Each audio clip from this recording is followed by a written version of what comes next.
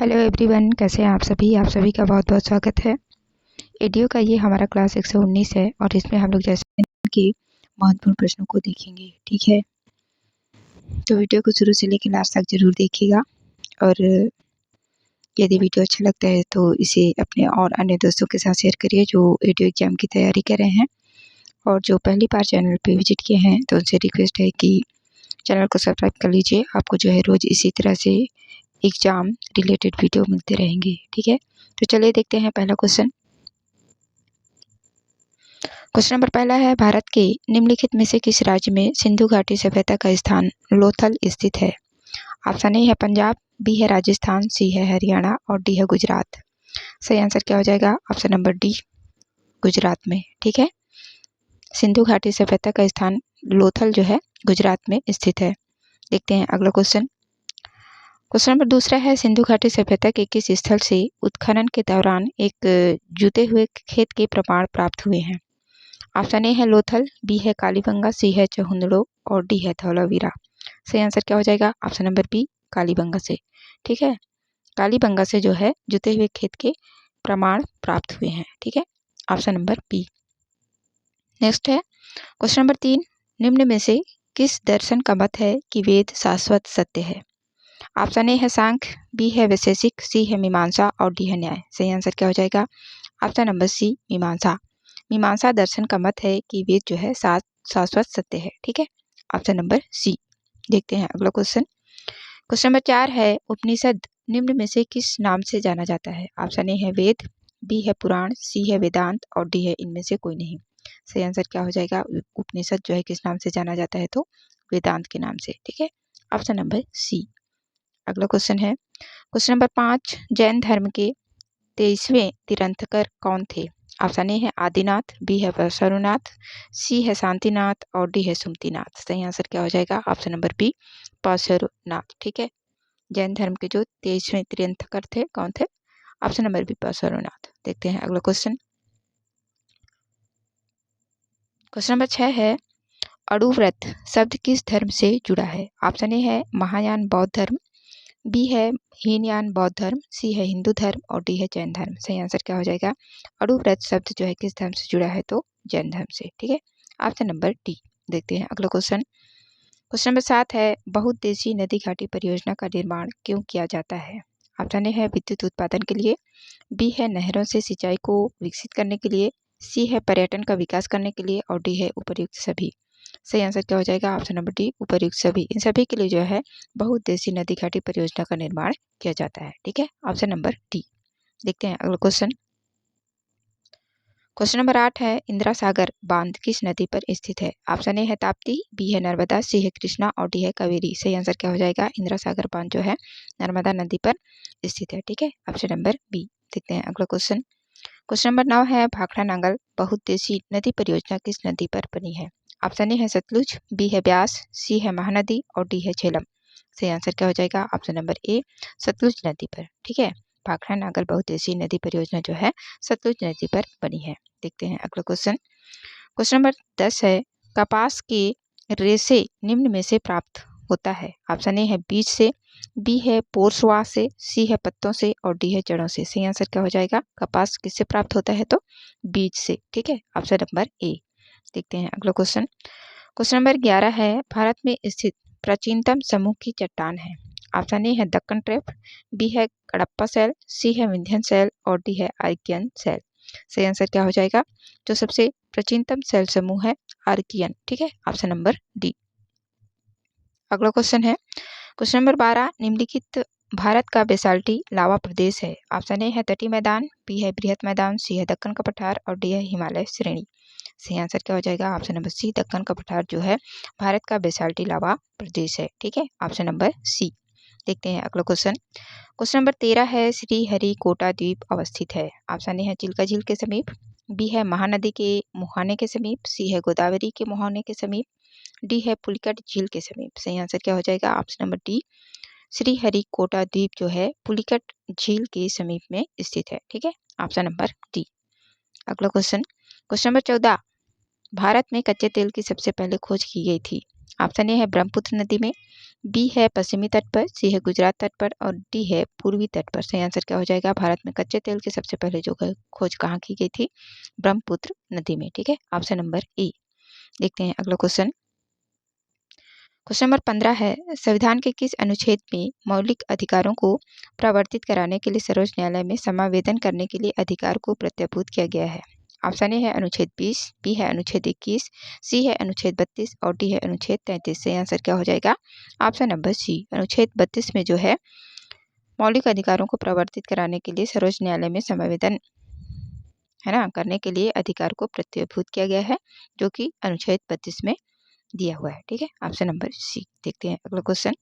Question number 16 है, संविधान के किस अनुच्छेद के द्वारा अस्पृश्यता का उन्मूलन किया गया है? ऑप्शन ए है अनुच्छेद 14, बी है अनुच्छेद 16, सी है अनुच्छेद 17 और डी है अनुच्छेद 18। सही आंसर क्या हो जाएगा? Option number C. अनुच्छेद 17 के द्वारा जो है अस्पृश्यता का उन्मूलन किया गया है। ठीक है, ऑप्शन नंबर सी। देखते हैं अगला क्वेश्चन। क्वेश्चन नंबर 17 है, संविधान के किस अनुच्छेद में बंधुआ या फिर बलात् मजदूर को निषिद्ध किया गया है? ऑप्शन ए है अनुच्छेद 15, बी है अनुच्छेद 17, सी है अनुच्छेद 21 और डी है अनुच्छेद 23। सही आंसर क्या हो जाएगा? Option number D.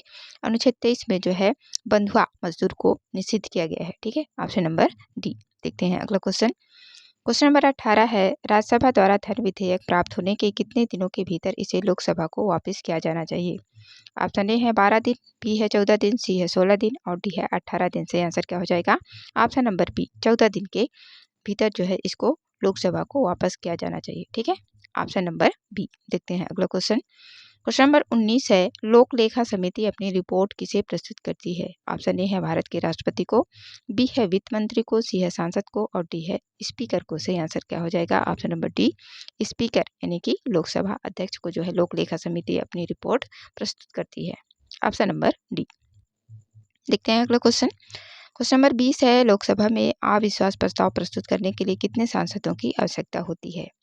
सही आंसर क्या हो जाएगा? ऑप्शन नंबर सी, 50 सदस्यों की आवश्यकता जो है होती है लोकसभा में अविश्वास प्रस्ताव प्रस्तुत करने के लिए। ठीक है, ऑप्शन नंबर सी 50। देखते हैं अगला क्वेश्चन।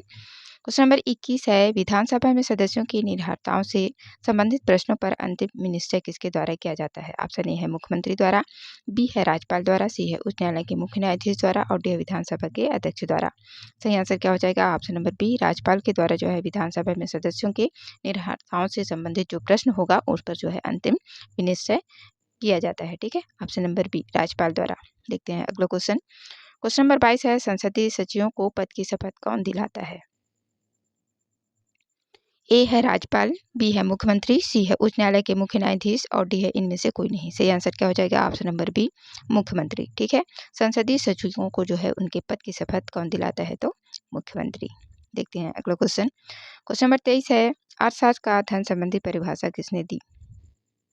ऑप्शन ए है वाकर, बी है मार्शल, सी है कैनन और डी है एडम स्मिथ। सही आंसर क्या हो जाएगा? Option number D, Adam Smith जो है अर्थशास्त्र का धन संबंधी परिभाषा दिया है। ठीक है, देखते हैं अगला क्वेश्चन। क्वेश्चन नंबर 24 है, चालू लेखा घाटा क्या है?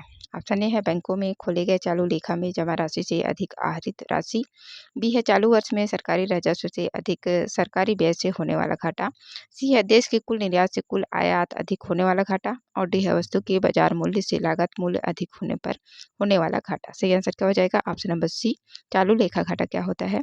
देश के कुल निर्यात से कुल आयात अधिक होने वाला घाटा। ठीक है, option number C.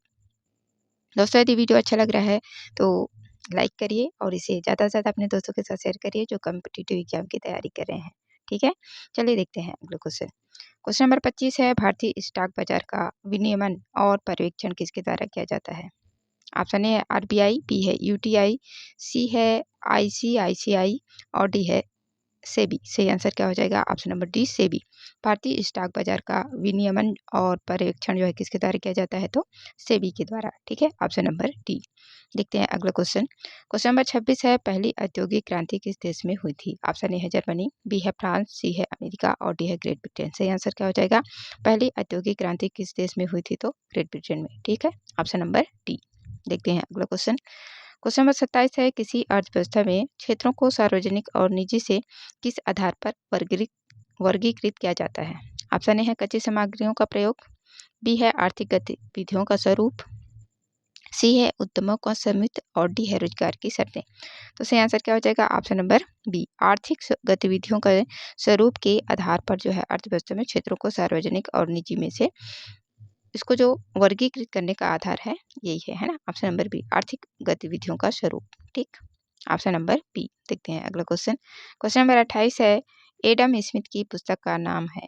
Option A है पॉलिटिकल इकोनॉमी, बी है nature and signification of economic science, C है प्रिंसिपल ऑफ इकोनॉमिक्स और डी है वेल्थ ऑफ नेशन। सही आंसर क्या हो जाएगा? Option number D, wealth of nation जो है एडम स्मिथ की पुस्तक का नाम है। ठीक है, ऑप्शन नंबर डी। देखते हैं अगला क्वेश्चन। क्वेश्चन नंबर 29 है, भारत में गरीबी रेखा के निर्धारण का आधार है। ऑप्शन ए है आय का आंकड़ा, बी है बचत आंकड़ा, सी है उपभोग आंकड़ा और डी है निवेश आंकड़ा।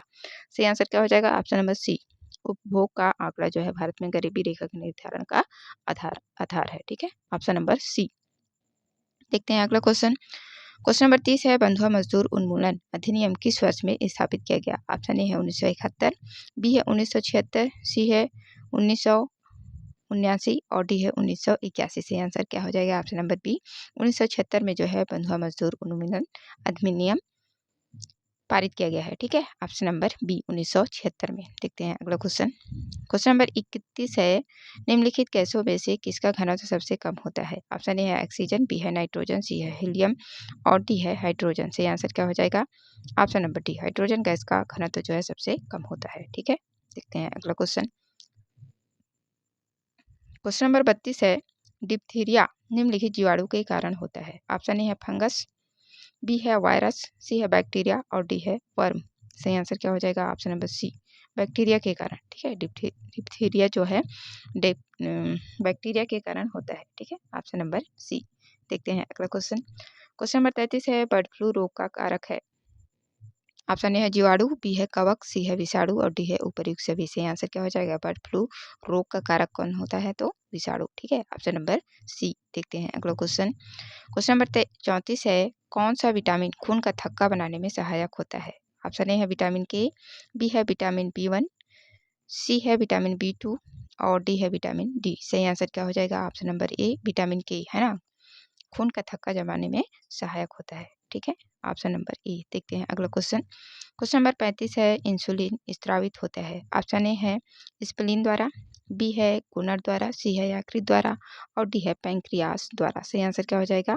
इंसुलिन जो है पैंक्रियास द्वारा स्त्रावित होता है। ठीक है, ऑप्शन नंबर डी। देखते हैं अगला क्वेश्चन।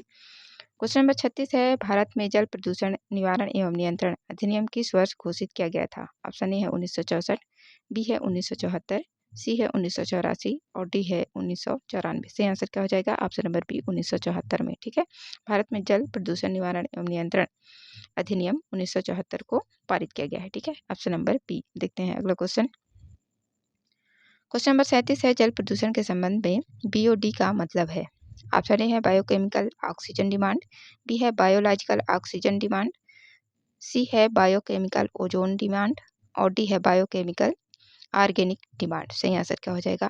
जल प्रदूषण के संबंध में BOD का मतलब क्या होता है? Biological oxygen demand. ठीक है, ऑप्शन नंबर बी। ठीक, बायोलॉजिकल ऑक्सीजन डिमांड। देखते हैं अगला क्वेश्चन। क्वेश्चन नंबर 38 है, निम्न में से किस CFC का वायुमंडल क्या क्वेश्चन निम्न में से किस CFC का वायुमंडल में जीवन काल न्यूनतम होता है? ठीक है, सही आंसर क्या हो जाएगा? Option number A, CFC 11। ठीक है, निम्न में से किस CFC का वायुमंडल में जीवन काल न्यूनतम होता है? ये होता है, पहले लिखा गया है वायुमंडल में जीवन काल न्यूनतम होता है, ऐसा होगा क्वेश्चन। निम्न में से किस CFC का वायुमंडल में जीवन काल न्यूनतम होता है?